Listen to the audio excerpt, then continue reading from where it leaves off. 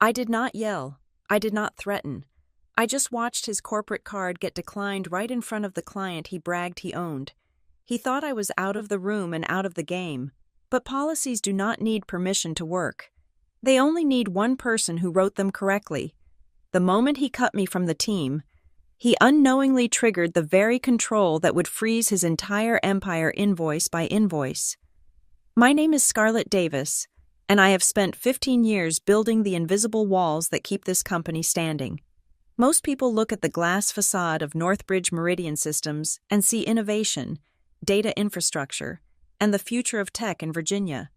I see procurement codes, risk matrices, and approval hierarchies. I see the plumbing that stops the entire building from flooding with sewage. Tonight, however, I was not looking at data. I was standing 40 feet away in the lobby of the Ritz-Carlton in Crown Ridge, obscured by a large decorative fern, watching the plumbing back up on the man who tried to rip it out. Grant Harlow stood at the reception desk. The lighting in the hotel lobby was warm and expensive, designed to make guests feel wealthy and secure. Grant usually fit right in. He was our new vice president of operations, a man who wore $4,000 suits and spoke in buzzwords that sounded meaningful until you tried to write them down. Beside him stood the client, the CEO of a logistics firm that was supposed to be the anchor for our new federal expansion. Grant had been bragging all week that he owned this relationship. I watched Grant slide his corporate card into the chip reader. He was smiling, likely finishing a joke about how old-fashioned the rest of the industry was compared to his vision. Then came the sound. It was a sharp, electronic rejection tone. It was loud enough to slice through the ambient jazz playing in the background. The receptionist offered a polite, tight smile. I could read her lips from where I stood. She told him the card had been declined. Grant laughed. It was a nervous, hollow sound. He wiped the chip on his sleeve, a gesture of desperation that looked pathetic on a man of his pay grade, and inserted it again. The machine beeped again, declined. The client shifted his weight, checking his watch. The air around them grew heavy. Grant was no longer the charming visionary. He was just a man who could not pay the bill. He pulled out his phone, tapping furiously, likely trying to open the banking app or call his assistant. But no app would help him. No assistant could override what was happening.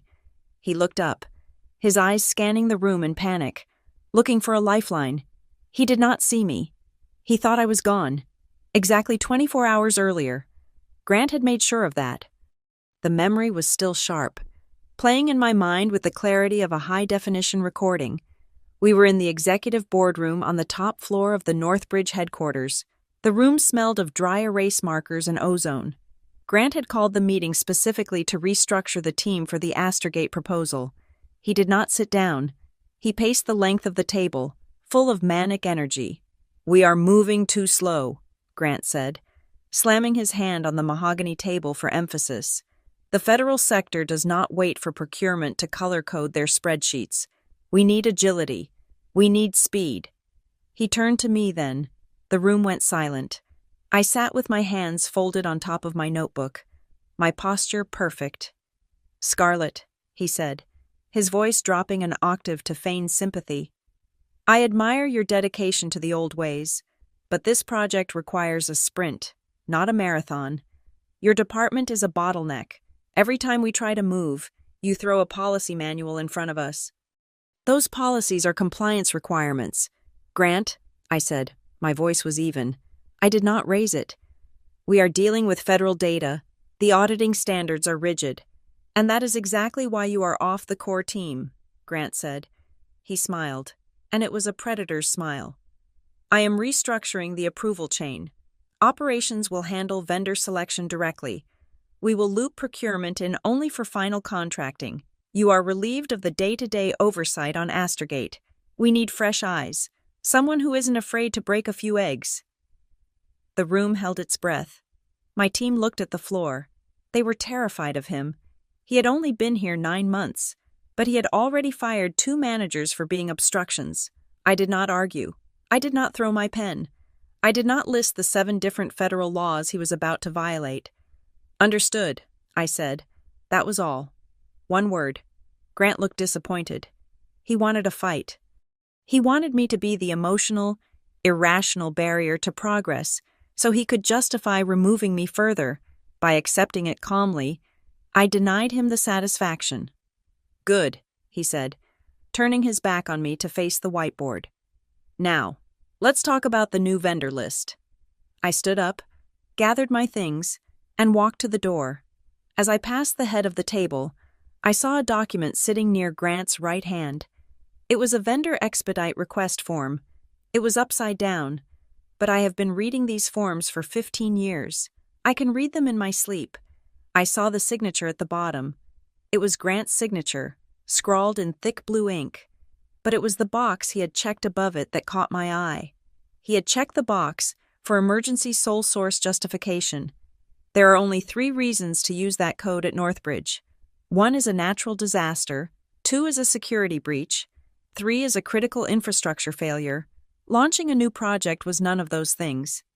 Grant was using an emergency code to bypass the 30-day vetting period for a new vendor.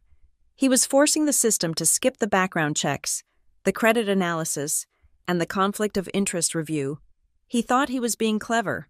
He thought he was cutting red tape.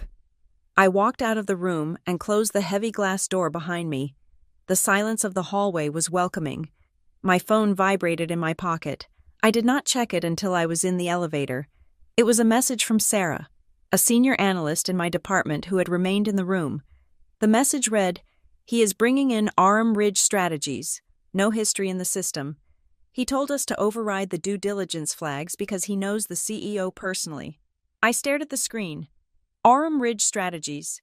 The name sounded manufactured, like something generated by an algorithm to sound prestigious without meaning anything.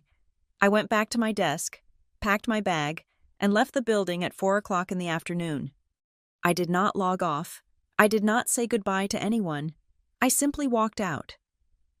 When I got home, the house was quiet. My husband and I do not have children, and the silence of my home office is usually where I do my best thinking. I sat down at my personal desk and opened my laptop. I did not log into the corporate network directly. I did not need to. I opened a file saved on my local drive. It was a PDF titled Spend Card Suspension Matrix. I wrote this document 6 years ago. It was approved by the board of directors, signed by the chief financial officer, and hard-coded into our ERP system by the IT director who retired last year. It is a logic tree, a set of if-then statements designed to protect the company from fraud, embezzlement, and stupidity. Grant thought that by removing me from the team, he had removed the police officer. He thought that because I was not in the meetings, I could not stop him. But he did not understand the nature of the system. The system does not care who is in the room. The system cares about data inputs. I looked at the matrix. Rule number 4. Section B.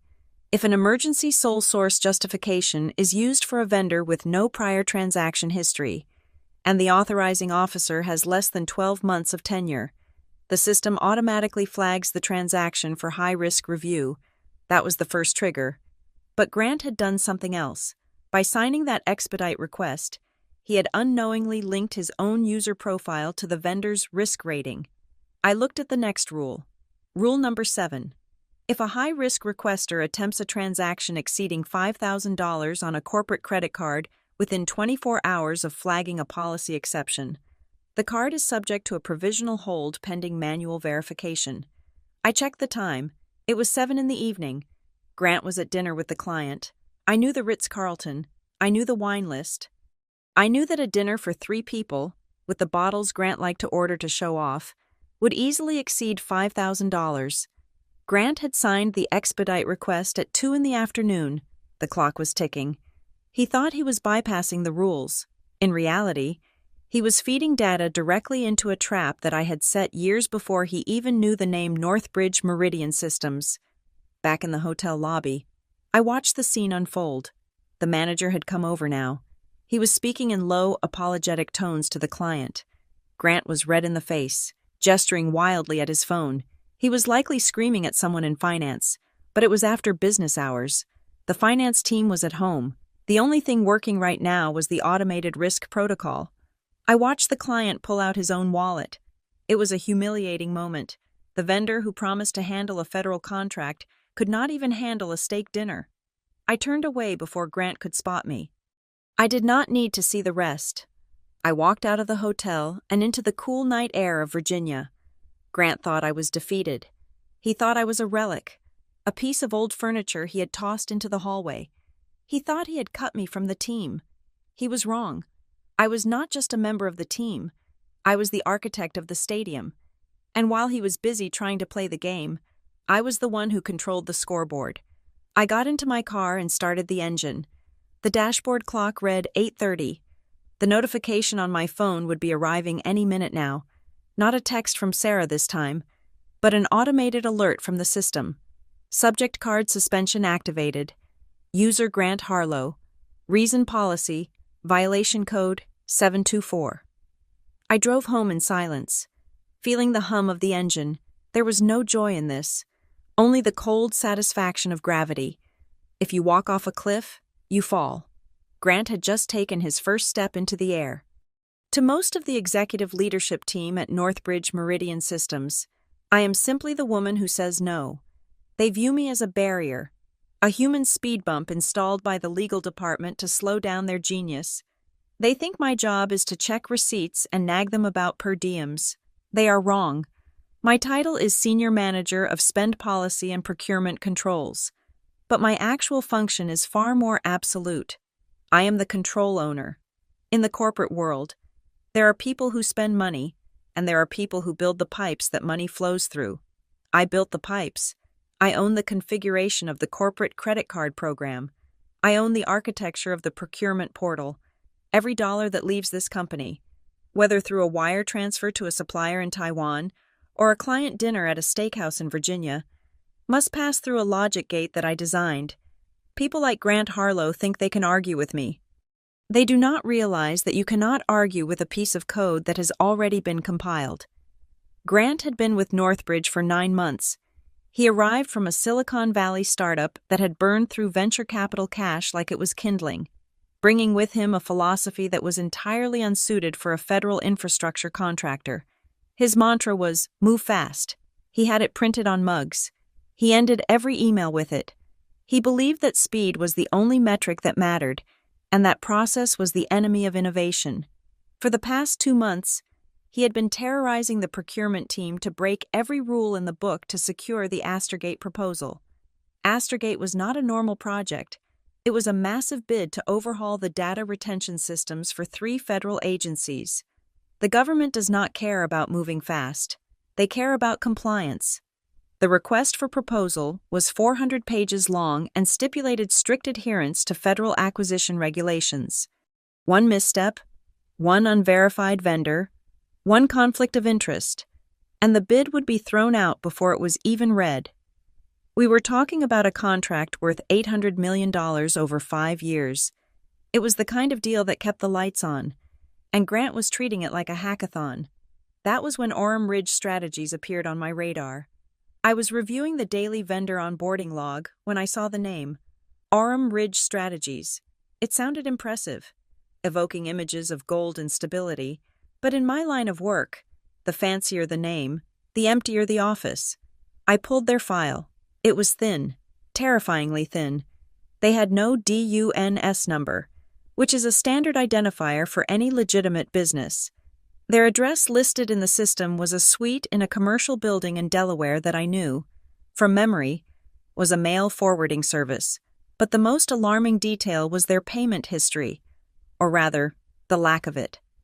They had been added to our vendor master file only 3 days prior, yet there was already a pending purchase order for $75,000 for strategic consulting services. $75,000 is a specific number. It is exactly 1 penny below the threshold that requires a secondary executive review. I dug deeper into the system logs. A vendor like this should have triggered a hard stop during the onboarding process. Our automated risk tools scan for shell company indicators, and Orem Ridge had triggered 4 of them. The system had effectively screamed that this vendor was a risk, but there, in the audit trail, was a manual override. Someone had gone into the system and forced the vendor approval through, bypassing the background check. The user ID attached to the override belonged to a junior buyer in Grant's department, a young man named Kevin who looked like he was afraid of his own shadow.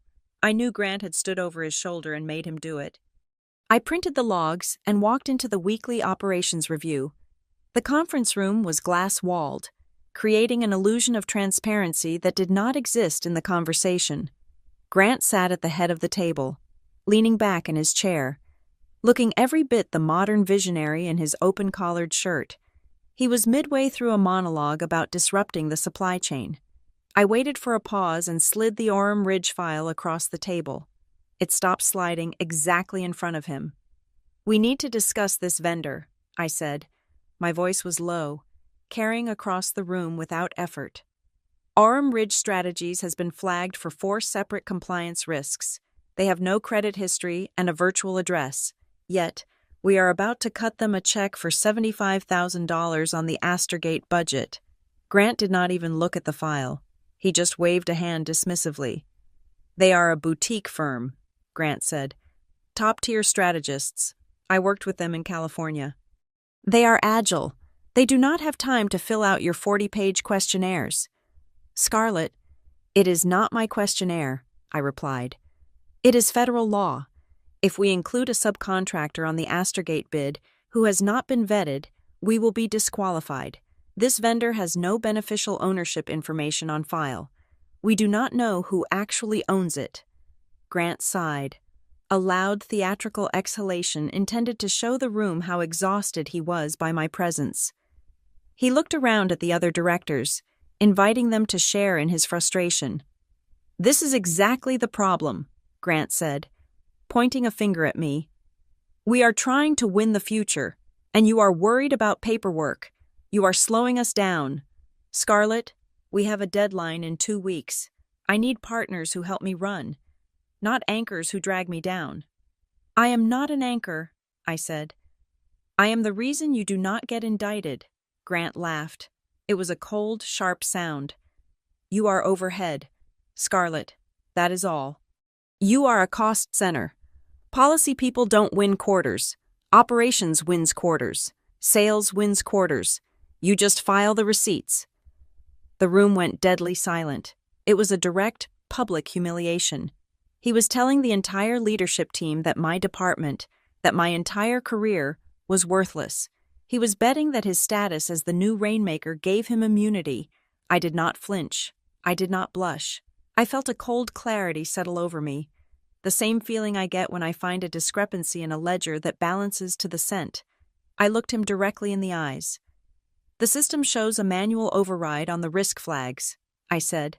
I kept my tone conversational, as if we were discussing the weather. "The override was performed by a junior analyst, but a junior analyst does not have the authority to waive federal due diligence. So I have one question." I paused, letting the silence stretch out. "Who is the person signing to accept liability for this exception?" Grant stopped smiling. For a fraction of a second, his eyes darted to the left, away from mine. He looked at the whiteboard, then at his phone, then anywhere but at me. He knew what I was asking. I was not asking who clicked the button. I was asking who would go to prison if this turned out to be fraud. "I manage my team," Grant said, his voice tight. "I make the calls. We are moving forward with Orem Ridge. End of discussion." "If you are making the call," I said, "then you will not mind if I update the control log to reflect that you personally directed the override." Grant stood up. "You know what, Scarlett? I think we are done here. I am removing you from the project distribution list. I will handle the procurement strategy for Astergate myself. You are obviously too rigid to understand the nuance of this deal. Please leave the room." I stood up slowly. I picked up my notebook. I did not look at the other directors, who were staring at the table, afraid to intervene. "Understood," I said. I walked out of the room. Grant moved fast. Within an hour, my access to the Astergate shared folders was revoked. I could no longer see the proposal drafts, the strategy documents, or the vendor correspondence. He thought he had blinded me. He thought that by taking away my view of the project files, he had taken away my power. He was a fool. He did not understand how the company worked. He thought power lived in the project folders. He did not realize that power lived in the configuration settings of the enterprise resource planning system. I went back to my desk and opened the back-end administration panel for the procurement portal. I might have been removed from the email chain, but I was still the administrator of the governance framework. I still owned the rules that dictated how money moved. I looked at the settings for the Astorgate cost center. Grant had kicked me out of the car, but he had forgotten that I was the one who programmed the traffic lights. He wanted to play without rules. He wanted to override the safety checks. I opened the policy governance module. I did not change a single rule. I simply verified that the existing rules were active. Specifically, the rule regarding unverified vendors and split transactions. Grant thought he had won because he had silenced me in the meeting. He did not realize that by taking full control, he had removed the only person who could have warned him about what was coming. I closed my laptop and prepared to go home. The game had not ended. It had simply moved to a board that only I could see. Silence in a corporate office is never actually silent. It is a texture. It is the hum of the HVAC system, the rhythmic clicking of keyboards, and the low murmur of voices discussing deliverables. But for the last week, the silence around my desk had become a physical weight. It was the sound of isolation. Grant Harlow did not just remove me from a project. He began a systematic campaign to erase me from the ecosystem of the department. It started with the calendar. Monday morning, I logged in to find my schedule significantly lighter. The weekly risk review meeting, a standing appointment I had led for 4 years, had vanished. When I checked the global calendar, I saw it had been renamed Operation Sync and moved to a conference room on the executive floor. I was not on the invite list. Then came the email chains. Discussions I had been part of since the inception of the Astorgate proposal suddenly went dark. I would see colleagues typing furiously, heads huddled together in the break room. But when I walked by, the conversation would stop. They would offer tight, apologetic smiles and return to their coffee. Grant had created a culture of fear in less than a month. He had made it clear that associating with the Department of No, his nickname for my team, was career suicide. I sat in my glass-walled office, watching the team migrate to the war room for a strategy session I was excluded from. They carried laptops and binders, looking like soldiers marching to a front line I was no longer allowed to see. Later that afternoon, Marcus, a senior sourcing specialist who had been with the company as long as I had, stopped by my desk. He did not sit down. He stood in the doorway, pretending to examine a smudge on the glass frame. His body angled so that he could not be seen from Grant's office down the hall. "He is forcing it through," Marcus whispered. He did not use a name. He did not have to. "The vendor onboarding for the new partners. He told us to skip the beneficial owner verification." I kept my eyes on my monitor, typing steadily so it looked like we were discussing routine business. "That is a violation of the Patriot Act and our internal compliance charter," I said softly. "If we do not know who owns the company, we cannot pay them." "He said he knows them," Marcus murmured. "He said he vouched for them personally, and that we are wasting time on bureaucracy. He made Kevin process the paperwork without the tax identification documents. He said we can get them later." "Later is too late," I said. "I know," Marcus said. He looked terrified. "But he is the vice president. What do we do?" "You do nothing," I said. "You follow orders, and you save every email where he gives those orders." Marcus nodded once, tapped the glass frame as if concluding a normal conversation, and walked away. I waited until he was gone. Then I opened the procurement monitoring tool. I could not stop the train, but I could certainly watch the wreck. I queried the transaction logs for the last 48 hours, filtering for the cost center Grant was using for Astorgate. The screen populated with data. Most of it looked normal on the surface: catering, travel, software licenses. But then I saw the pattern.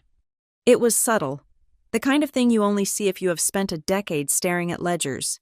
There were 3 separate charges from Orem Ridge Strategies. Each charge was for $4,950. I leaned back in my chair. The approval threshold for a department manager was $5,000. Anything $5,000 or above required a director's signature. Anything 10,000 or above went to a vice president. Anything above 50,000 went to me. By breaking a $15,000 invoice into 3 payments of less than 5,000. Grant or whoever he had coerced into doing this was keeping the transaction below the radar. It was called structuring, or splitting transactions. It is the oldest trick in the corporate fraud handbook. It is also the clumsiest. It was a textbook red flag. It screamed that someone was trying to hide the total spend from the oversight committee. I had a choice. I could storm into his office and accuse him of structuring payments, but that would be emotional. That would be what he expected. Instead, I opened a new email draft. I addressed it to the entire operations leadership team, including Grant, with a carbon copy to the legal department. Subject policy reminder: split transactions and emergency overrides. I wrote the body of the email with the neutrality of a machine. Team: this is a routine reminder regarding the global procurement policy. Section 4.2. Please note that splitting a single purchase into multiple smaller transactions to bypass approval thresholds is a violation of financial controls. Additionally, all vendors must complete full due diligence prior to invoicing. Exceptions to this policy create significant audit risk for the Astergate proposal. Please review the attached guidelines. I did not mention Grant. I did not mention Orem Ridge. I simply stated the law. I hit send. The response took 7 minutes. Grant did not reply to all. He replied only to me. Not needed. His email read, "Focus on your new scope. We are handling the operational tempo. Do not clutter the inboxes of my team with administrative noise." He had rejected the warning in writing. He had dismissed a formal compliance notice as administrative noise. I printed his email. Then I printed my original email. Then I printed the transaction log showing the 3 split charges. I opened the bottom drawer of my desk and took out a physical logbook. Electronic logs can be altered or deleted by a clever IT administrator. Ink on paper cannot. I began to write. Entry 1, date, October 12th, time 2:15 in the afternoon. Event discovery of split transactions, totaling $14,850 for vendor Orem Ridge. Entry 2, ticket ID number 4492, user ID. Kevin Miller, approver. Auto approval. Due to low threshold. Entry 3, policy reminder sent at 2:30. Rejection received at 2:37. I logged the exact timestamps. I logged the IP addresses of the approval route. I logged the specific policy codes being violated. I was building a timeline. In an investigation, the timeline is everything. It turns a chaotic mess of events into a story of intent. Grant thought he was isolating me. He thought that by cutting off my communication, he was rendering me powerless. In reality, he was giving me the most valuable commodity an investigator can have: time. Without the endless meetings and the constant barrage of project management emails, I had nothing to do but watch him. I watched the flow of money like a hawk watching a field for the movement of a mouse. The afternoon dragged on. The sun moved across the floor of my office. The office emptied out as people left for the day, but I stayed. At 5:45, a notification popped up on my screen. It was an email. The sender was distinct. It was not from operations. It was not from finance. It was from Jason Thorne, a director in internal audit. Internal audit is the only department that everyone fears more than mine. They are the hunters. They answer only to the board of directors. I opened the email. The subject line was innocuous: inquiry regarding approval workflow. The message was brief. Scarlett, hope you are well. We noticed some irregular volume in the expedited vendor setup queue this week. Have there been any authorized changes to the spend approval chain for the operations unit? We are seeing some bypass signals that do not match the standard governance model. I stared at the screen. A cold shiver of validation went down my spine. I was not the only one watching. The system was working. The automated flags I had coded years ago had tripped a sensor in the audit department. They smelled smoke. Grant thought he was moving fast. He thought he was being agile, but he was generating noise. Every time he skirted a rule, he sent a vibration through the web. I typed my reply carefully. I did not want to show my hand yet.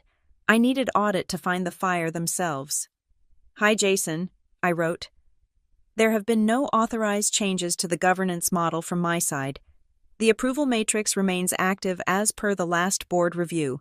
If you are seeing bypass signals, they are not system errors." I hit send. I sat back in the silence of my office. The cleaning crew was starting to vacuum the hallway. Grant was not just a cowboy executive who hated paperwork. I realized that now. A man who hates paperwork ignores the forms. A man who splits transactions and forces fake vendor approvals is not lazy. He is desperate. He was not just trying to speed up the project. He was trying to break the visibility of the project. He needed the money to move fast.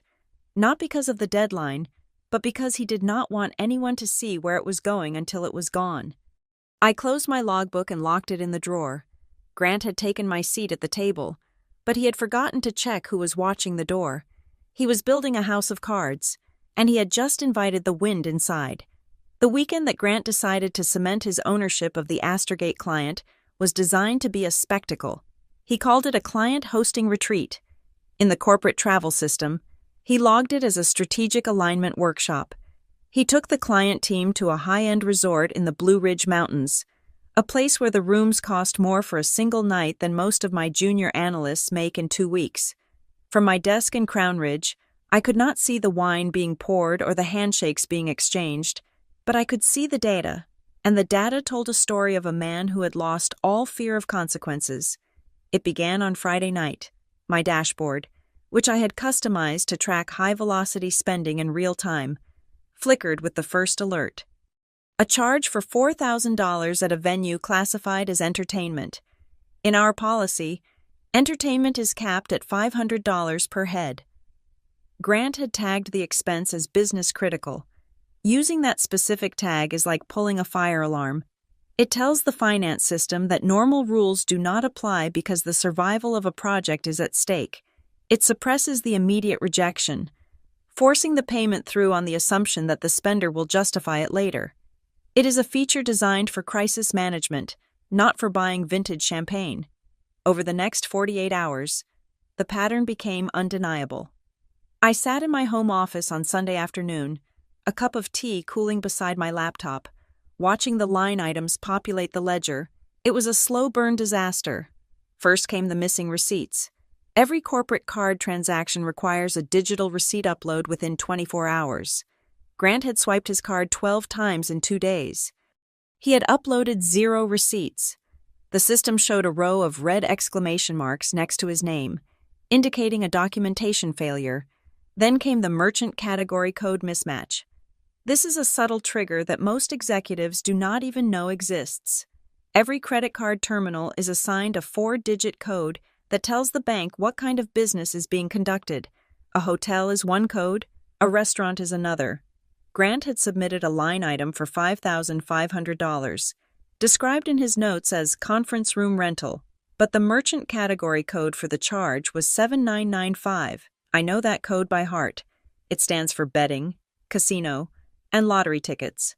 He was gambling on the corporate card, or at the very least, he was spending money in a gambling establishment and trying to disguise it as a venue fee. Finally, the override request appeared. At 3 p.m. on Sunday, a notification pinged. Grant had hit his cash withdrawal limit. He was trying to pull cash out of an ATM at the resort. The system had blocked him. Instead of stopping, he had used his mobile app to request an immediate limit increase, again using the justification code for emergency project operations. I stared at the screen. I could feel the tension in my chest, not of panic, but of anticipation. It was the feeling of watching a suspension bridge vibrate in the wind just before the cables snap. I could not manually lock his card. If I intervened personally, Grant would spin it as a personal vendetta. He would tell the CEO that Scarlett Davis was sabotaging the weekend to settle a score. He would make me the villain. I needed the machine to be the villain. I opened the governance portal for the Procurement Controls Committee. This is a quiet, automated oversight body that meets digitally. I did not write an accusation. I simply forwarded the raw data. I selected the 3 specific events: the missing receipts, the casino category code, and the cash withdrawal attempt. I attached them to a standard form titled Notification of Policy Deviation. I hit submit. It was a soft click, but the ripples were instantaneous. The system digested the input. It ran the variables against the logic I had written 5 years ago. It did not care that Grant was a vice president. It did not care about the Astergate deal. It only cared that the risk score had just exceeded the allowable tolerance. On my screen, the status indicator next to Grant's profile changed color. It went from a cautionary yellow to a deep, throbbing orange. The text updated risk review, pending. This state does not shut off the card immediately. That would be too crude. Instead, it puts the card into a probationary mode where every single transaction is logged for a future forensic audit. It effectively marks the user as a hostile actor within the system. Grant, of course, had no idea.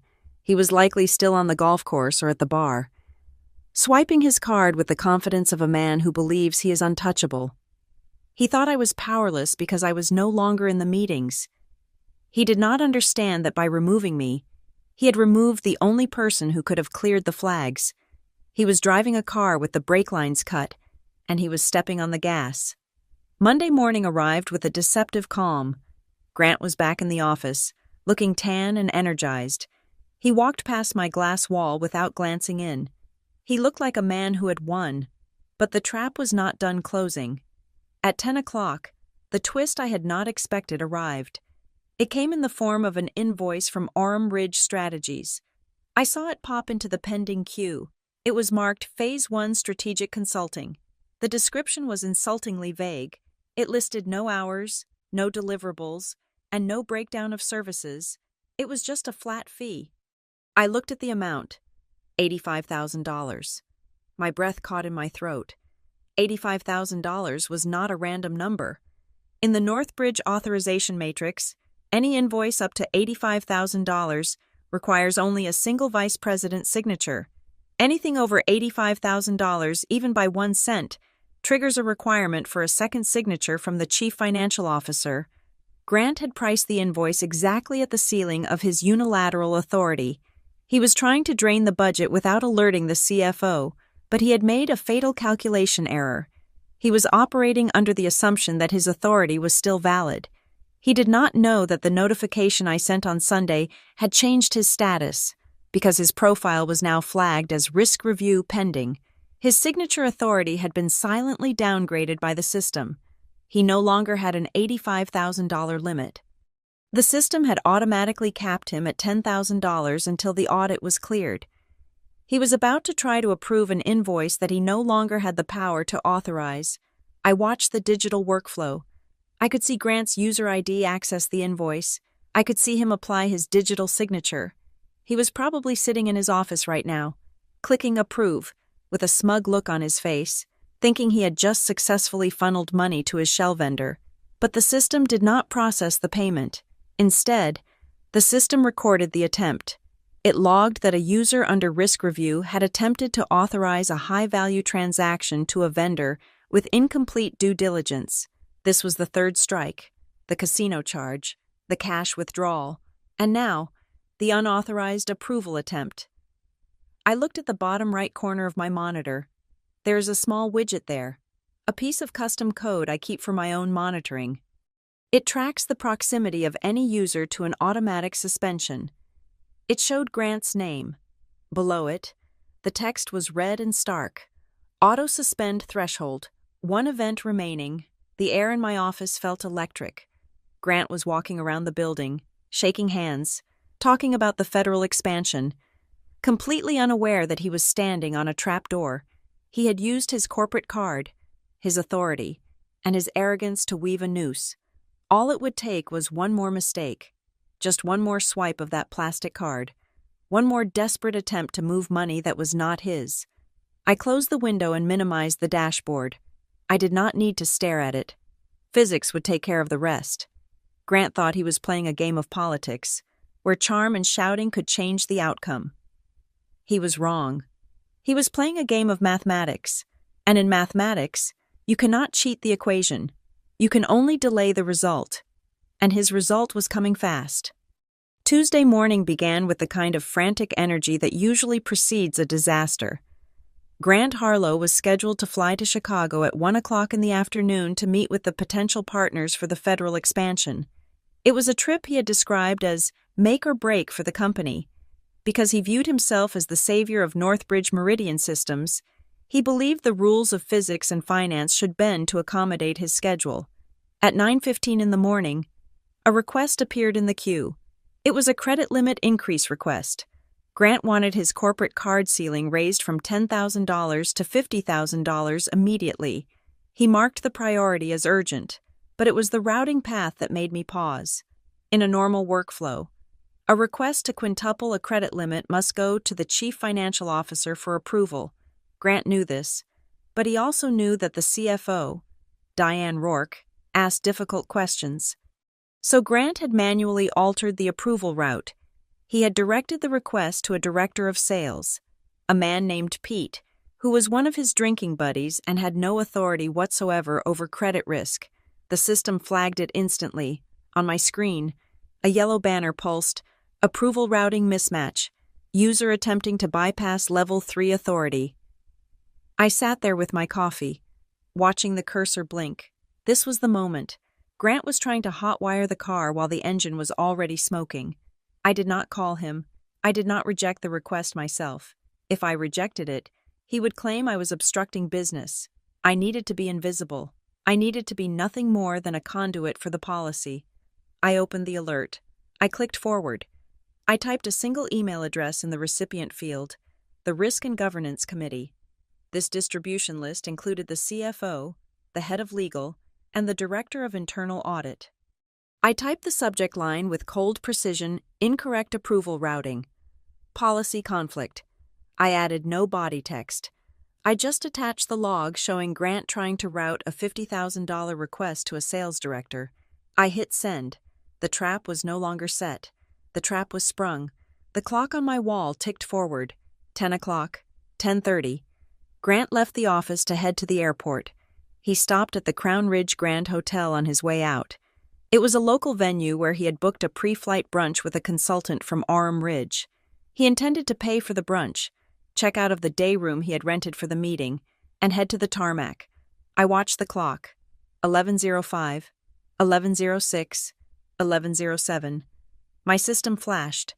Transaction declined. Merchant Crown Ridge Grand Hotel. Amount $412. Reason code policy suspension. Auto freeze active. It had happened. The 3 strikes I had watched him accumulate the missing receipts, the casino charge, the unauthorized invoice attempt had finally coalesced into a hard stop. The moment he tried to swipe that card, the logic gate slammed shut. For 10 seconds, nothing happened. Then, the phones began to ring. It started with the help desk, then the finance manager's line, then the procurement hotline. I could hear the ringing echoing down the hallway. Grant was calling everyone. He was likely standing at the front desk of the hotel, credit card in hand, screaming at a receptionist while dialing every number he knew at headquarters. My desk phone remained silent. He would not call me. He would assume this was a technical glitch that someone else could fix. I overheard the finance manager, a quiet woman named Linda, speaking in the next cubicle. "I cannot override it, Grant," she said, her voice shaking slightly. "It is a policy hold. The button is grayed out. I literally cannot click it." There was a pause as Grant screamed on the other end. "No," Linda said. "It says it is a level 4 freeze.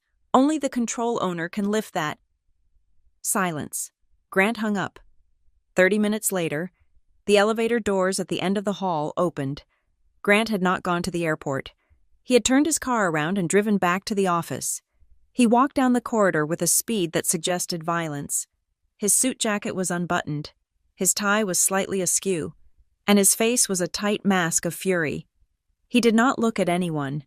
He walked straight toward the glass wall of my office. He did not knock. He threw the door open so hard it bounced off the stopper and shuddered. "Fix it," he snarled. He stood over my desk, leaning down, invading my personal space. He smelled of expensive cologne and nervous sweat. "Grant," I said, not looking up from my monitor. "You missed your flight?" "I do not care about the flight," he shouted. People in the open plan office outside stood up, watching through the glass. "You cut off my card. You embarrassed me at the hotel. I want it reactivated. Now. Or you can pack your box." I slowly turned my chair to face him. I kept my face completely blank. No anger, no fear, just the impassive expression of a person reading a weather report. "I did not cut off your card," I said. "Do not lie to me," he spat.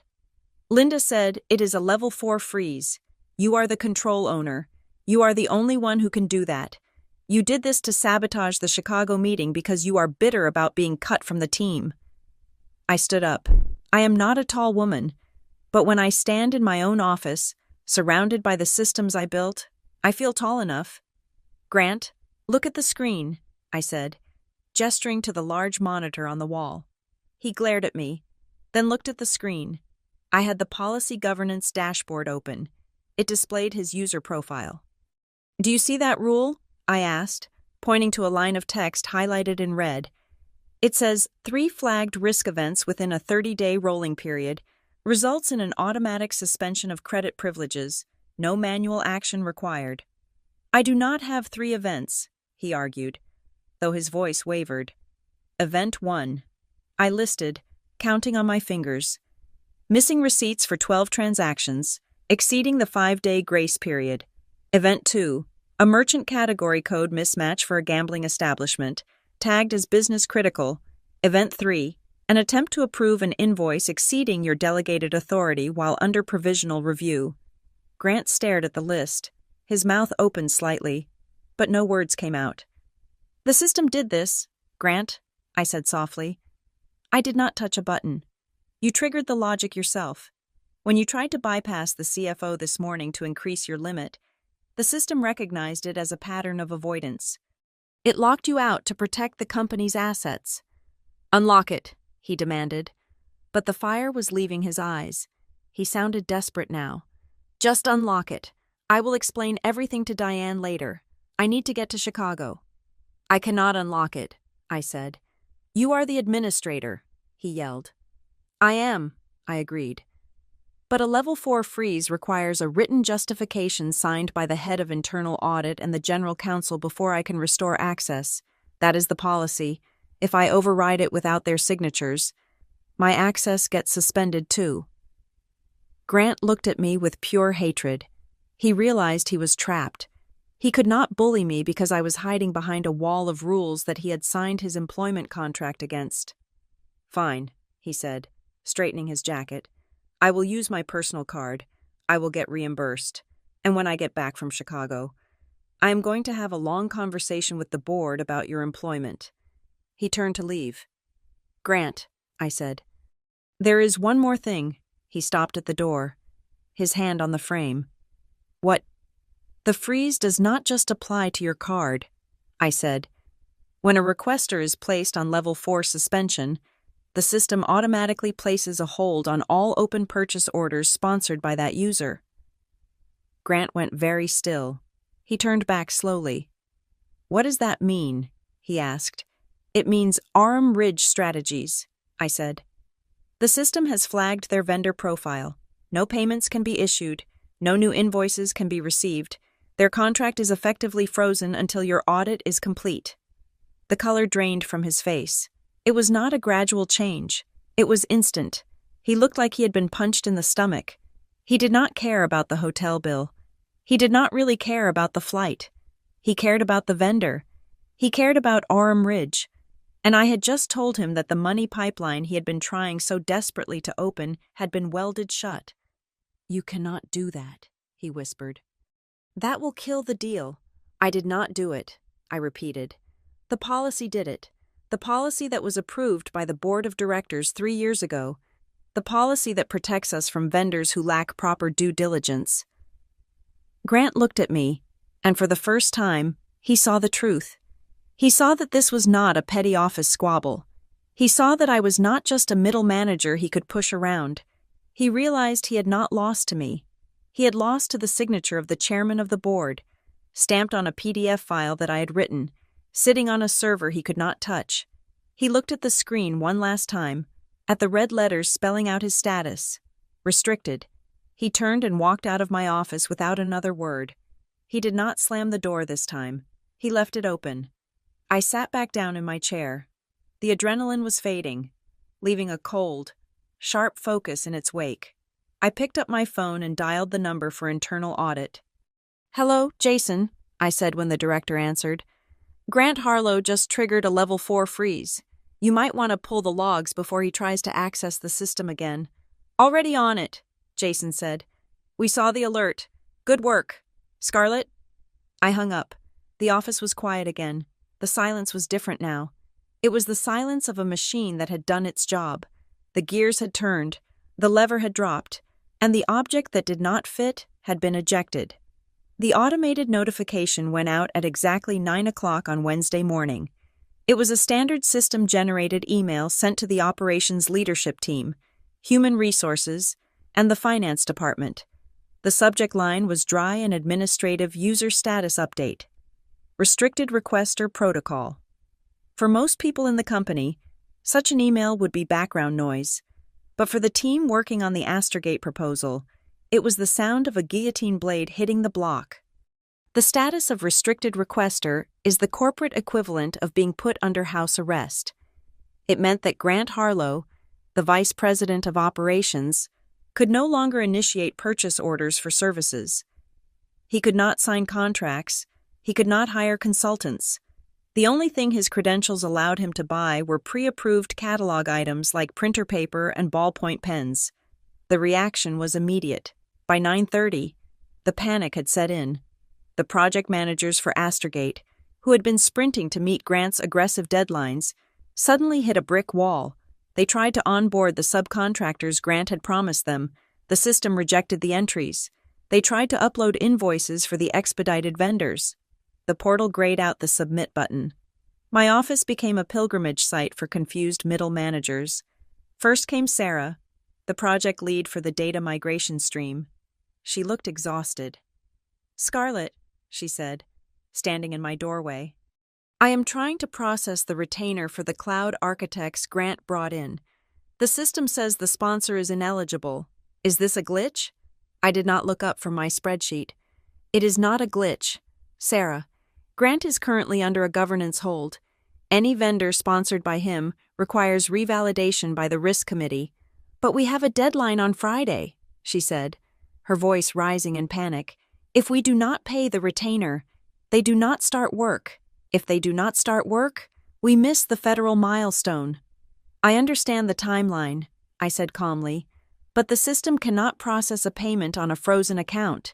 You will need to find a new executive sponsor for the vendor, or you will need to wait for the audit to clear." Sarah stared at me. She knew what I was saying. Finding a new executive sponsor meant asking another vice president to put their name on Grant's messy, unvetted vendors. Nobody at Northbridge was going to do that. Grant had made himself toxic, and now his toxicity was leaking into the project. Grant, of course, did not take this quietly. He did not come to my office this time. He knew he had no power there. Instead, he went on a campaign of deflection. He told anyone who would listen that I was retaliating against him. He spun a narrative in the break rooms and the executive hallways. He claimed that I was a bitter, obsolete bureaucrat who was weaponizing the policy manual because my feelings were hurt over being removed from the core team. He played the victim with the skill of a seasoned politician. "It is a personal vendetta," I heard him tell the director of sales in the elevator lobby. "She is trying to sabotage the deal to prove we need her. It is sad." Really. He was trying to make it about emotion. He wanted the narrative to be Grant versus Scarlett. If it was a personality clash, he could win. He was charming. I was rigid. He was the future. I was the past. But I refused to engage. I did not send defensive emails. I did not complain to HR about his slander. I simply continued to curate the log. At 2 p.m, internal audit made their move. They sent a formal request to Grant for a fact-finding interview regarding the irregularities in his spending patterns. In the corporate world, A fact-finding interview is the polite term for an interrogation. It is where they sit you down, record the conversation, and ask you to explain why you tried to withdraw cash at a casino on a company card. Grant refused the request. He replied to the auditors with a curt email stating that his schedule was too packed with business-critical revenue-generating activities to sit down for administrative reviews. He then did something remarkably foolish. He escalated the issue directly to the chief financial officer, Diane Rourke, demanding that she intervene and call off her audit dogs. That was the mistake that finished him. Diane Rourke is not a woman you demand things from. She is the CFO because she values the sanctity of the balance sheet more than she values human life. She is cold, precise, and utterly immune to charm. At 4 o'clock, my phone rang. It was Diane's executive assistant. "Ms. Rourke would like to see you in her office," the assistant said. "Now, please bring your documentation." I walked to the executive wing. The carpet there is thicker, and the air is quieter. Grant was already sitting outside Diane's office. He looked furious, tapping his foot, checking his watch. When he saw me, he sneered. "I hope you brought your resume," he whispered as I passed him. The heavy oak door opened, and the assistant ushered only me inside. Grant started to stand up, but the assistant held up a hand. "Ms. Rourke will see you separately. Mr. Harlow, please wait." I entered the office. Diane was sitting behind a desk that looked like a slab of black marble. She did not smile. She gestured to the chair opposite her. "Sit down, Scarlett," she said. I sat. I placed my folder on the desk. "Grant claims you are obstructing the Astergate proposal out of personal spite," Diane said. She did not waste time on pleasantries. "He claims you have manipulated the risk controls to lock him out of the system. I do not have time for drama. I have a board meeting on Monday. Tell me what is happening, and do not use adjectives. I do not need feelings. I need facts and evidence." "I have not manipulated any controls," I said. "The controls are automated. Grant triggered them." I opened the folder. I laid out 3 documents. "Exhibit A," I said. "The transaction log. On October 12th, Grant attempted to split a $15,000 invoice for Orem Ridge Strategies into 3 smaller payments to bypass your signature authority." Diane picked up the paper.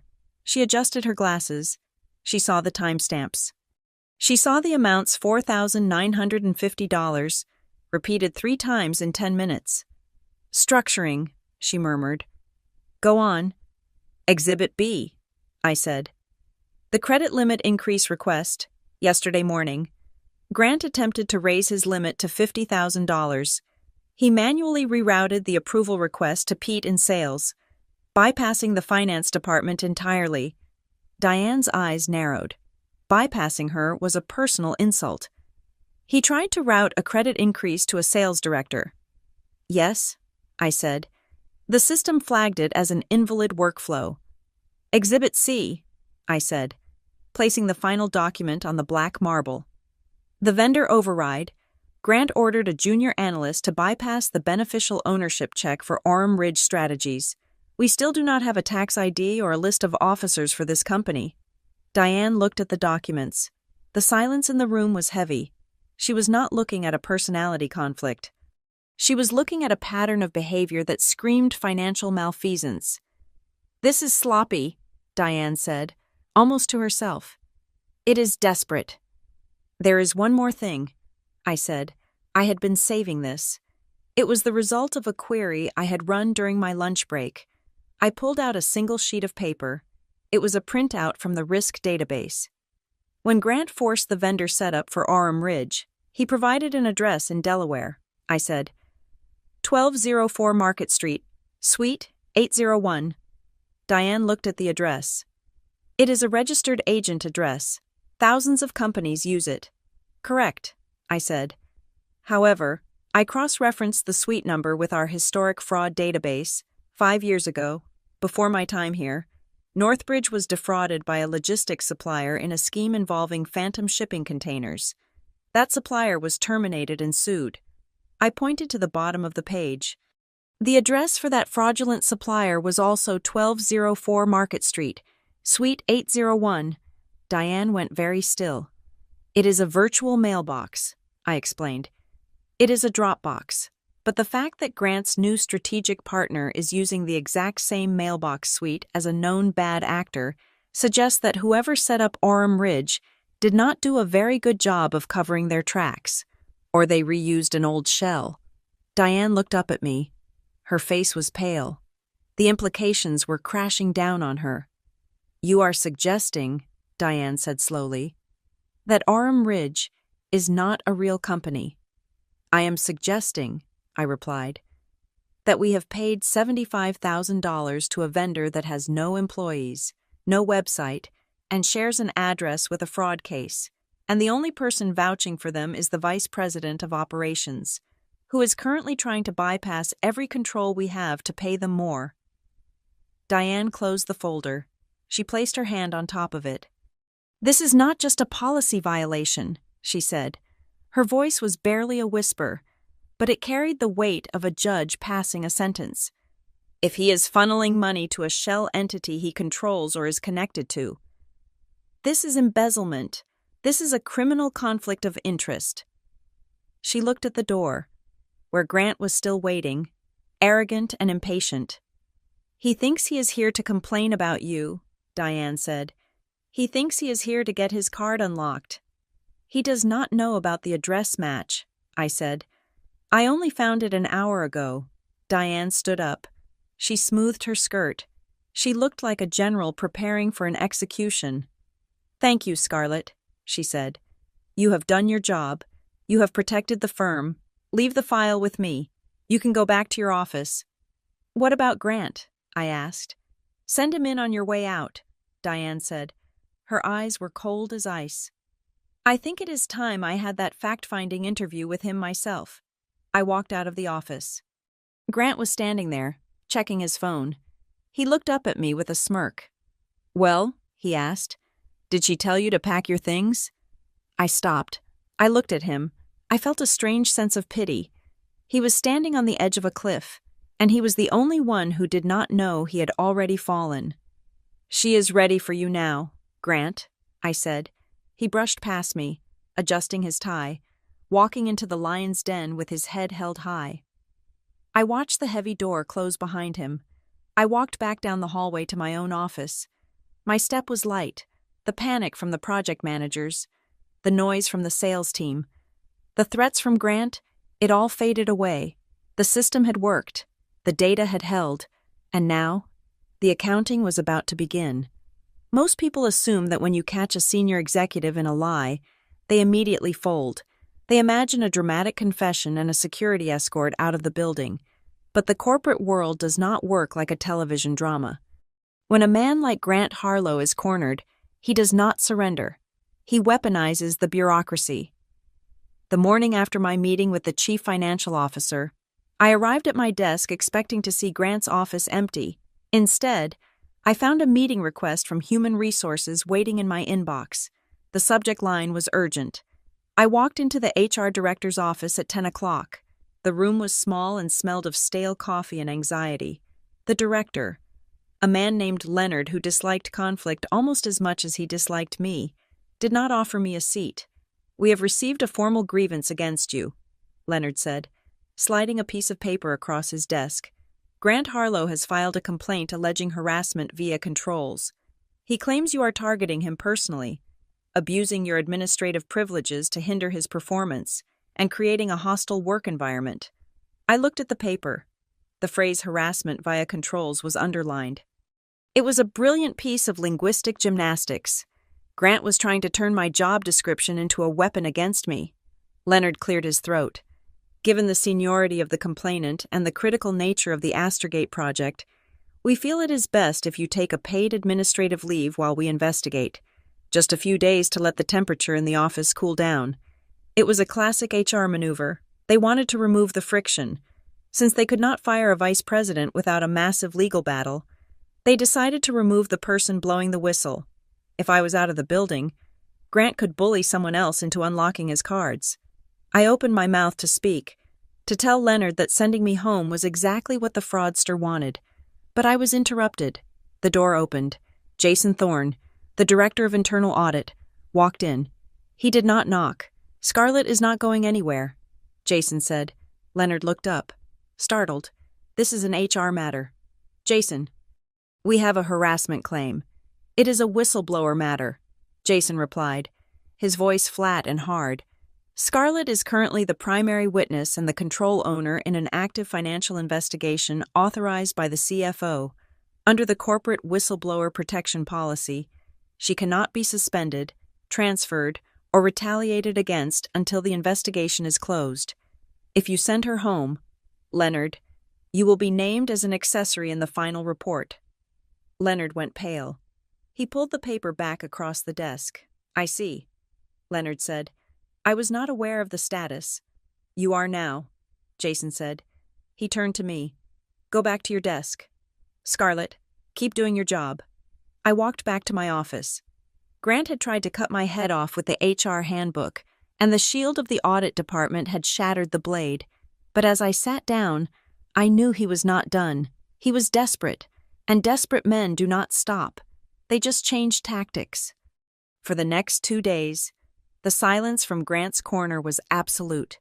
He did not come to my office. He did not scream at the finance team. The system logs showed zero activity on his corporate card. It was as if he had accepted his fate. But I knew better. The Astergate deadline was 48 hours away. He needed to pay Arm Ridge Strategies. If he could not pay them through the front door, he would try the window. On Thursday afternoon, the window opened. It was Rosa Pike who found it. Rosa is a vendor compliance analyst who sits 3 rows away from me. She is quiet, diligent, and notices everything.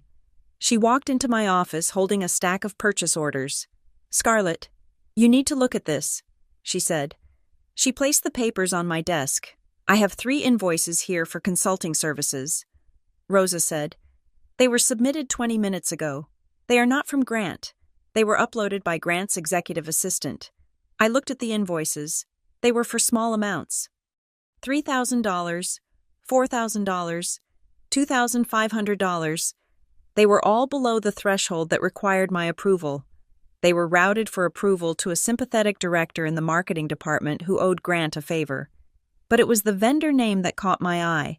It was not Arm Ridge Strategies. It was ARS Consulting Group.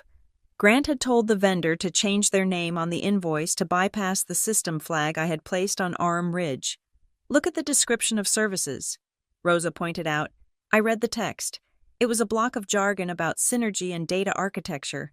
"Now look at the sender email," Rosa said. I looked at the bottom of the invoice where the submission metadata was printed. The invoice had not come from a corporate domain. It had been emailed to Grant's assistant from a generic Gmail account, grant.harlowprivate@gmail.com. Grant was using his personal email to instruct the vendor to split the bills and change their name, then forwarding those fake invoices to his assistant to upload.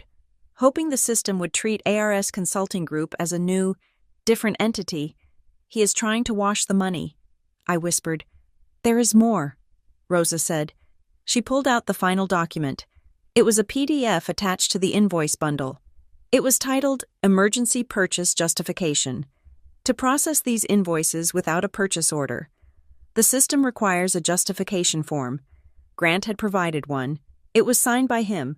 It stated that the services were critical for the federal bid, but it was the date that mattered. The form was dated October 10th. That was 2 days before I froze his account. Grant was trying to backdate his permission. He was creating a paper trail that claimed he had authorized this spend days ago, before the restrictions were in place. If the auditors looked at this, he could claim that these were old expenses that were just being processed late, not new expenses made in violation of the freeze. It was a forgery, a clumsy, digital forgery. He thinks we only read the text. I said, "He forgot about the metadata," Rosa replied. I nodded. Grant was operating on the logic of physical paper. On paper, if you write a date, that is the date. In a digital system, the date you write is irrelevant. The only date that matters is the timestamp of when the file was created and modified. I did not storm into his office. I did not call Leonard at HR. I did not even decline the invoices yet. If I declined them, he would just try again. I needed to close the loop permanently. I opened my email client. I found the thread with Jason Thorne from Internal Audit. I attached the suspicious invoices and the backdated justification form. My email was short. I did not use exclamation points. I did not use bold text. I asked a single, technical question. Jason, regarding the attached justification form signed by Grant Harlow, the document text is dated October 10th. However, this was uploaded to the portal today via his assistant. Can we verify the digital signature timestamp and the document creation date properties to confirm when this file was actually generated? I hit send. I watched the screen.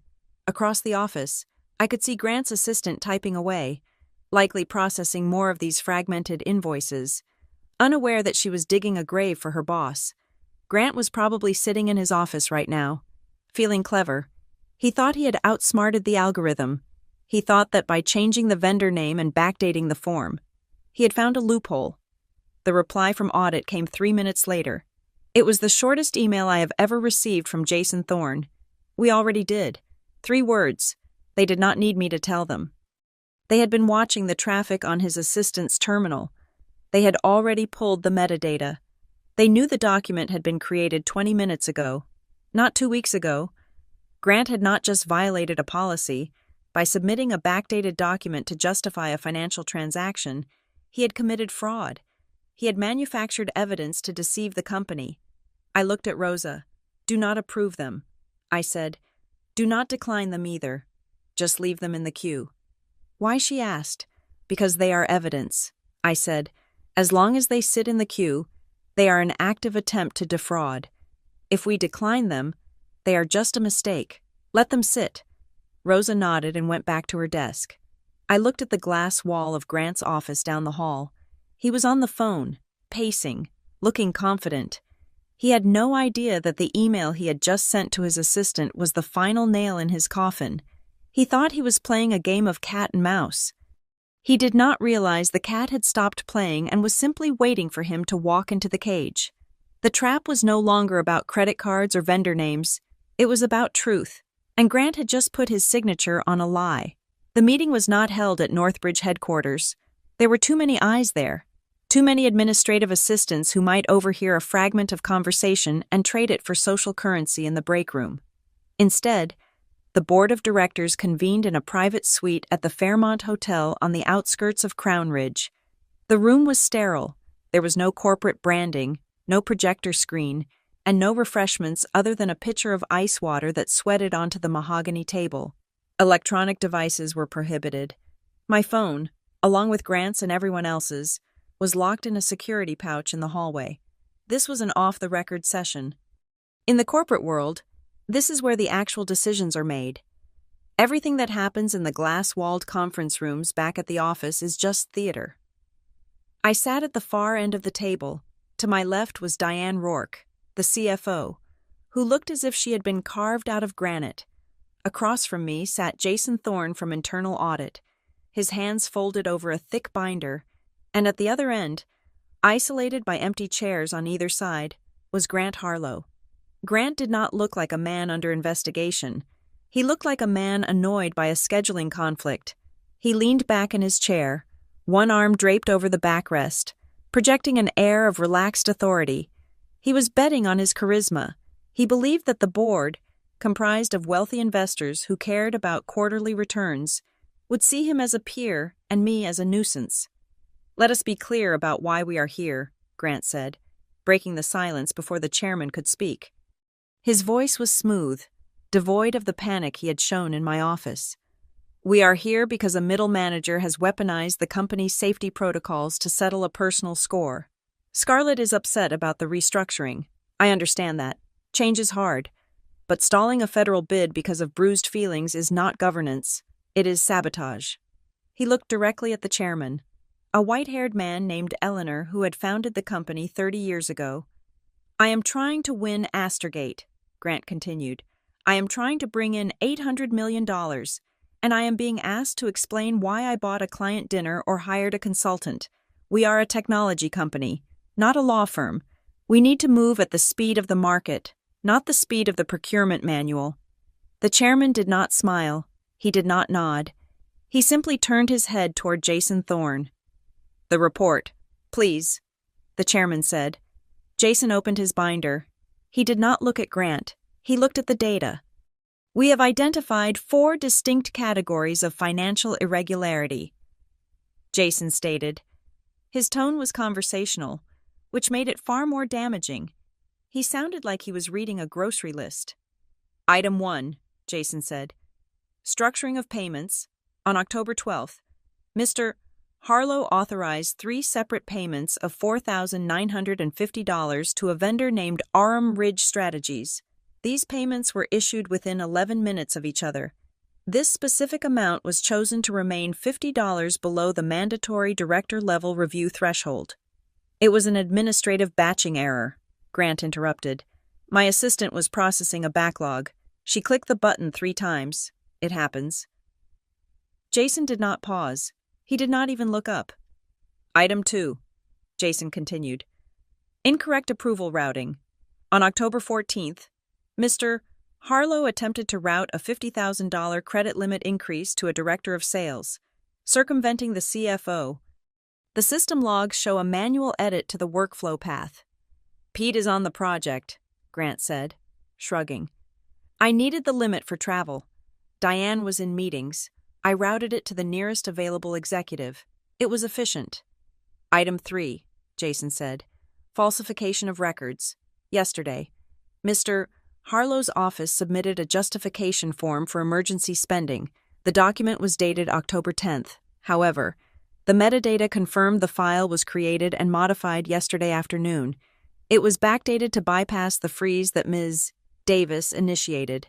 Grant shifted in his chair. The confidence was starting to crack. Just a hairline fracture. "I signed the paper copy on the 10th, Grant lied.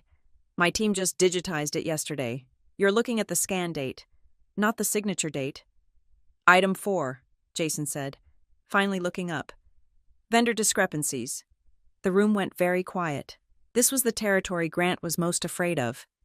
"We conducted a background review of Aurum Ridge Strategies," Jason said.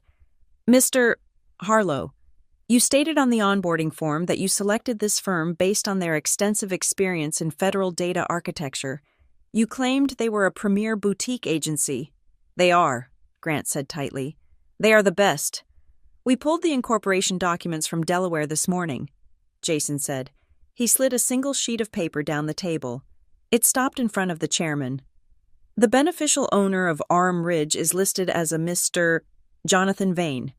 Grant did not move, but I saw the muscle in his jaw jump. "Mr.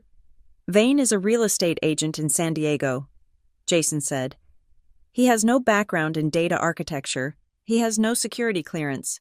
However, a review of your personnel file shows that Mr. Vane is your brother-in-law."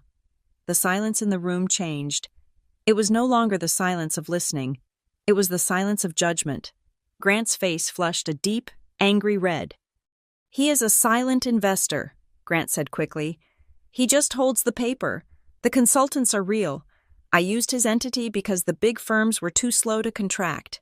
I needed a vehicle to pay the talent quickly. It was a workaround for speed, nothing else." "It is a conflict of interest," Diane Rourke said. Her voice was sharp. "You are funneling company money to a family member without disclosure. That is immediate termination for cause." "Grant." "It is peanuts," Grant snapped, losing his composure. $15,000. "You are going to grill me over $15,000 when I'm bringing in $800 million I paid the consultants. The work is getting done. Who cares whose name is on the bank account?" "We do," Jason said. "And it is not just $15,000. This was the twist. Even I leaned forward. "We expanded the search," Jason said. "We looked for other vendors with similar invoicing patterns payments, just under the $5,000 limit, approved by you or your delegates, for vague consulting services." Jason flipped a page in his binder.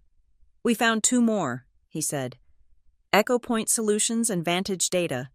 Both were onboarded 2 months ago. Both use virtual mailboxes. Both have received payments totaling $60,000 in increments of $4,000. Grant went pale. He had thought he was hiding the payments by spreading them out. He did not realize that by spreading them out, he had created a pattern that was even easier to spot. The total unauthorized spend across these three shell entities is nearly $100,000. Jason concluded. And none of them have performed any verifiable work for the Astergate project. The chairman closed the file. He looked tired. He did not look angry. He looked disappointed, which is far worse in a boardroom. He turned to me. Ms. Davis, the chairman said. Yes, sir, I replied. You built the system that caught this, he said.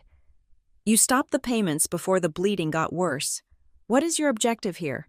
Grant claims you are looking for revenge. Is that true? I looked at Grant. He was staring at the table, his hands gripping the armrest so hard his knuckles were white.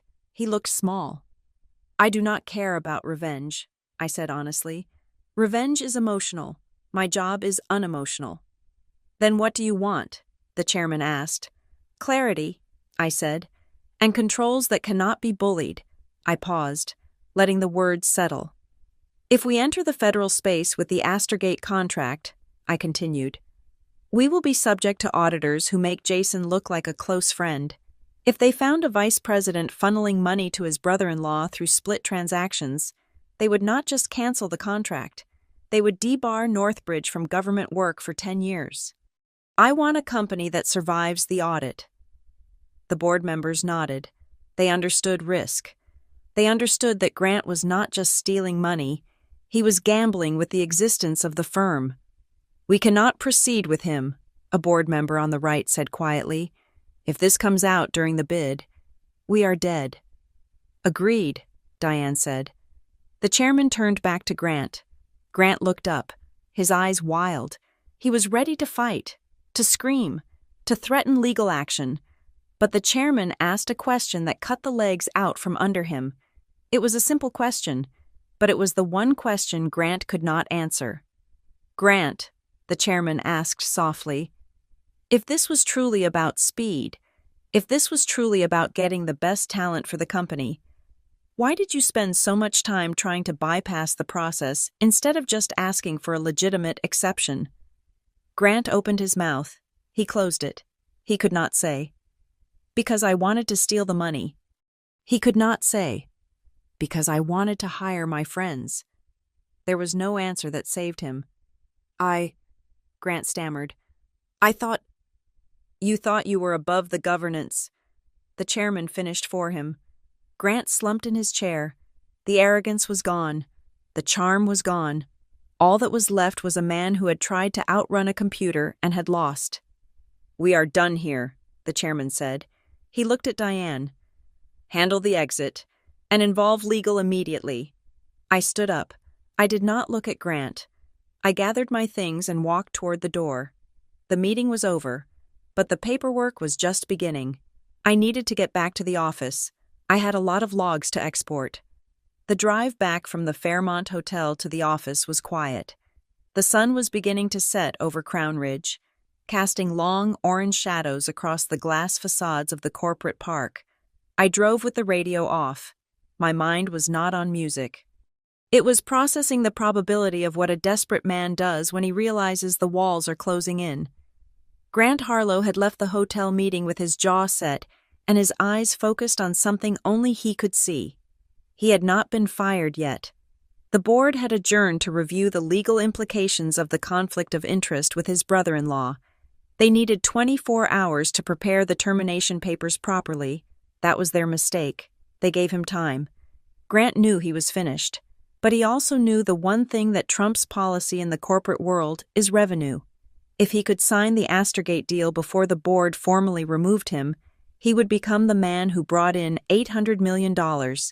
Firing him then would crash the stock price. He would be untouchable, or at least, he would have enough leverage to negotiate a golden parachute. He needed a miracle, and since he could not pray for one, he decided to buy one. I was back at my desk by 5:30 in the evening. Most of the office had gone home. but the lights in the operations wing were still blazing.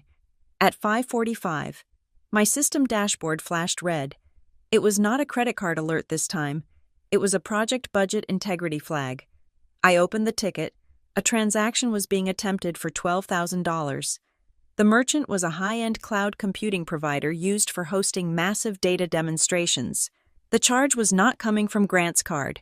It was coming from the corporate card of David Lynn, a director of engineering who reported to Grant. David was a good man. He was quiet, technical, and terrified of conflict. He had never triggered a policy violation in his life. I looked at the details. David was attempting to pay for a priority server cluster for a client demo scheduled for 8 o'clock the next morning. He had tagged the expense to the Astergate project code. Grant was trying to bypass his own frozen status by using a mule. He was forcing a subordinate to pay for the infrastructure needed to run the demo that would save his career. But Grant had forgotten one crucial detail about how I build my systems. When I placed Grant on the restricted requester list, I did not just freeze his card. I flagged every project code he owned. The Astergate project code was now toxic. Any transaction tagged to it, regardless of who was holding the credit card, required a secondary cross-check with the procurement status of the project owner. The system saw David trying to spend money on a project owned by a suspended executive. The result was immediate. Invalid project charge route. Transaction blocked. I did not have to wait long for the fallout. My phone rang. It was not David. It was Jason Thorne from Internal Audit. "Scarlett," Jason said. His voice was tight. "You need to come down to the 4th floor, right now." "Is it Grant?" I asked. "It is David," Jason said. "He is in my office. He is shaking." I took the elevator down. The audit floor is always colder than the rest of the building. When I walked into Jason's office, I saw David sitting in a chair, clutching a cup of water. He looked like he had just seen a ghost. Grant was nowhere to be seen. He was likely in his own office, raging at the screen, wondering why his proxy war had failed. "Tell her what you told me," Jason said gently to David. David looked up at me. "He came to my desk," David said. His voice trembled. "Grant came to my desk 10 minutes ago. He stood over me. He told me that his card was having a magnetic strip issue. He said we needed the server cluster live tonight for the client demo tomorrow morning. He told me to put it on my card." "And you tried," I said. "I tried," David admitted. "I was scared. Scarlett, he is the vice president. He told me that if I did not do it, I was sabotaging the company. He said he would fire me on the spot for insubordination." "But the system blocked it," I said. "Yes," David said. "When the error message came up, Grant lost it. He slammed his fist on my desk. He told me to override it. He told me to misclassify the expense. He told me to tag it to the general IT budget instead of Astergate so the system would not catch it." This was it. This was the escalation. Grant was not just breaking rules himself. He was now soliciting a subordinate to commit accounting fraud. "I refused," David said. "I told him I could not use the general IT code for a client project. He got very close to my face. He told me to just do it and that he would take the heat." David paused. He reached into his pocket and pulled out his phone. "Then he walked away," David said. "And he sent me this." David slid the phone across the desk. I looked at the screen. It was a text message from Grant Harlow, sent 4 minutes ago. The text read, "Just force the charge through on the general code. We need the demo. If anyone from finance or audit asks why you changed the code, just tell them Scarlett Davis told you to do it. Tell them she gave you verbal instruction to bypass the block. I will back you up." I stared at the message. The room went silent. This was no longer about a desperate executive trying to save a deal. This was malice. Grant was actively attempting to frame me. He was instructing a subordinate to lie to the auditors and pin his fraud on the very person who was investigating him. I felt a cold resolve settle in my chest. He had made it personal. Jason Thorne took the phone. "I need to take a screenshot of this. David, this is evidence of conspiracy and witness tampering." "Am I in trouble?"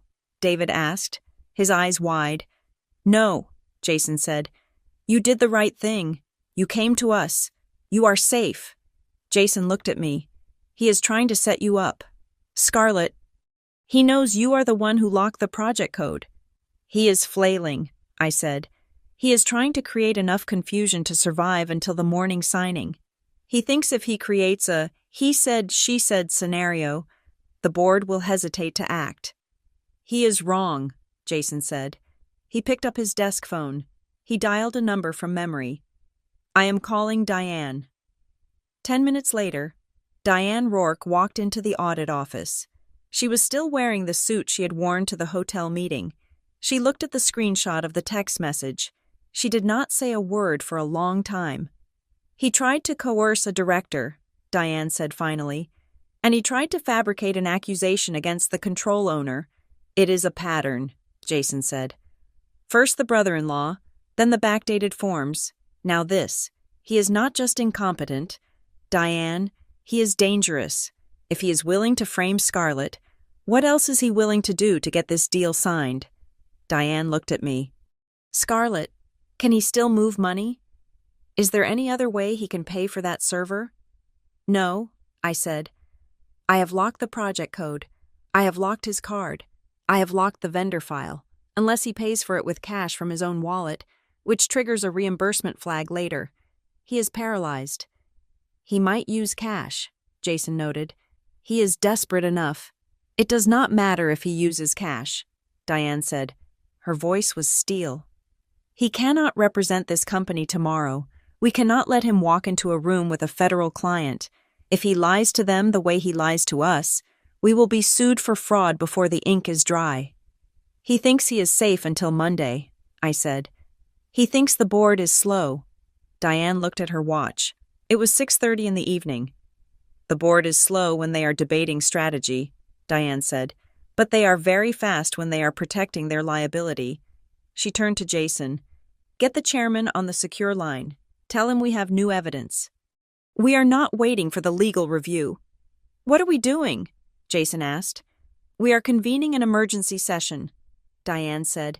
Tonight, Grant thinks he has until the morning. I want him removed before he can unlock his phone tomorrow. She looked at me. There was a flicker of respect in her eyes. He tried to use your name to cover his tracks, Diane said. He thought he could use the complexity of the system to hide. Grant made a common mistake, I said. I looked at the dashboard on the wall, where the red flag of the blocked transaction was still pulsing. He thought that because he is a vice president, the rules would bend for him. He forgot how computers work. How is that? Diane asked. Systems do not care about titles, I said. They care about permissions, and he just lost his... Diane nodded. Go home. Scarlett, you have done enough today. We will handle the rest. I will stay, I said. I need to ensure the lock on the Astergate code holds. If he tries to use another director's card, I need to be here to block it. Good, Diane said. Jason, set up the conference line. We are doing this now. I walked back to my office. The hallway was empty. I could see the light under Grant's door down the corridor. He was still there. He was probably preparing his pitch for the morning, practicing his smile, thinking he had successfully bullied David into compliance. He had no idea that the text message he sent was already sitting in the inbox of the chairman of the board. He was planning for a victory at 8 in the morning.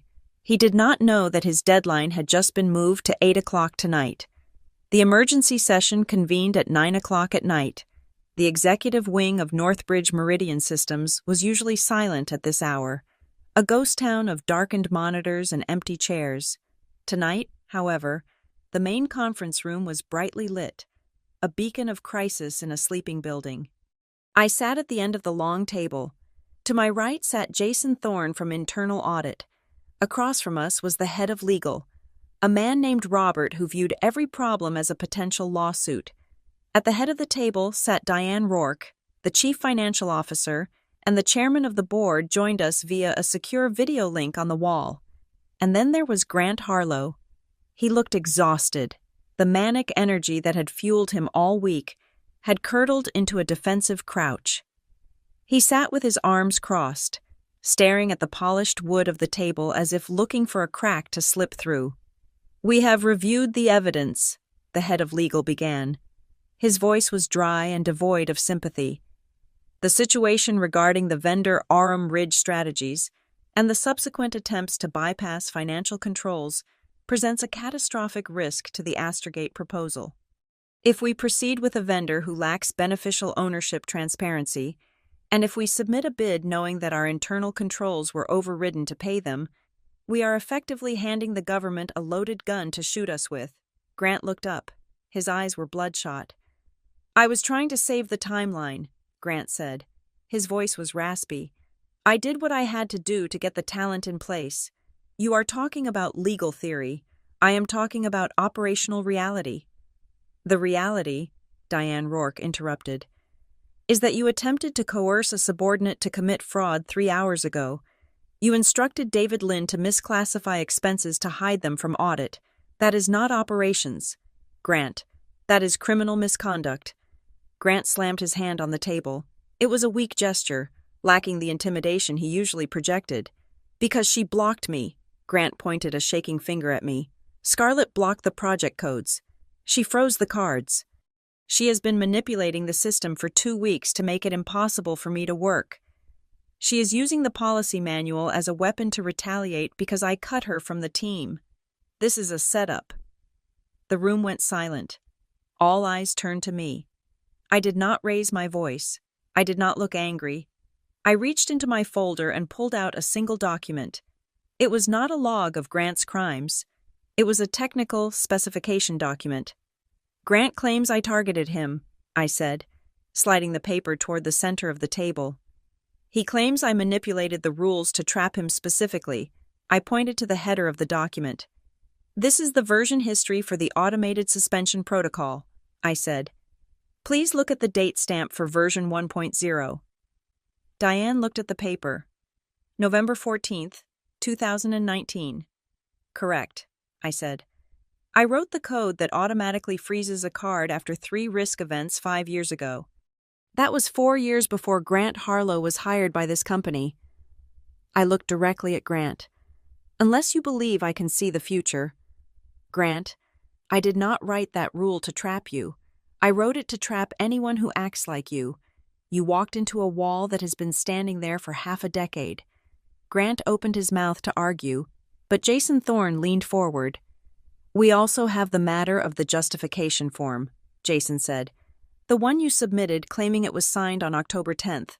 "I told you," Grant said, sweat beading on his forehead. "I signed the paper copy on the 10th. The digital upload was just administrative catch-up. We pulled the metadata from the file," Jason said. He held up a tablet. "And we cross-referenced it with the document properties. The file was not scanned. It was generated natively in Microsoft Word yesterday afternoon at 4:30. And the digital signature token you used, it was generated at 4:32.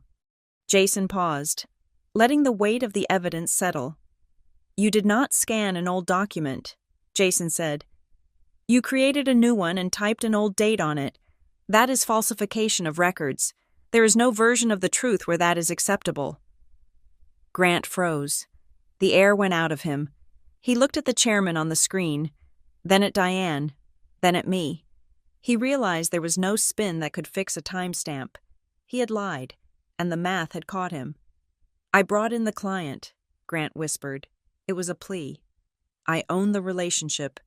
"You endangered the relationship," the chairman said from the screen. His voice was distorted by the speakers, but the authority was clear.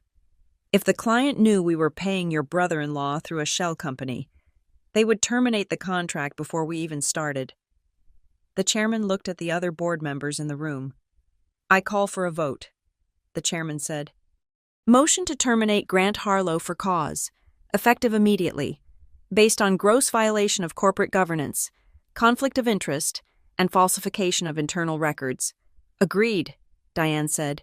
"Agreed," the head of legal said. "Agreed," the chairman said. Diane turned to Grant. "Give me your badge, Grant," she said. "And your phone, and your laptop." Grant stared at her for a moment. Then, slowly, he reached into his jacket pocket. He placed his badge on the table. It made a hollow plastic sound. He placed his phone next to it. Security is waiting outside to escort you to your car, Diane said. You are not permitted to return to your office. Your personal effects will be mailed to you. Grant stood up. He looked smaller than I had ever seen him. He looked at me one last time, searching for some sign of gloating, some sign of victory on my face. He found none. I was just checking off a box on a mental checklist. He walked out of the room. The door clicked shut behind him. The silence that followed was heavy, but it was clean. We have a mess to clean up, Diane said, exhaling a long breath. The Astergate timeline is in jeopardy. I have already issued a procurement notice, I said. Every vendor sponsored by Grant has been placed on a full freeze pending revalidation.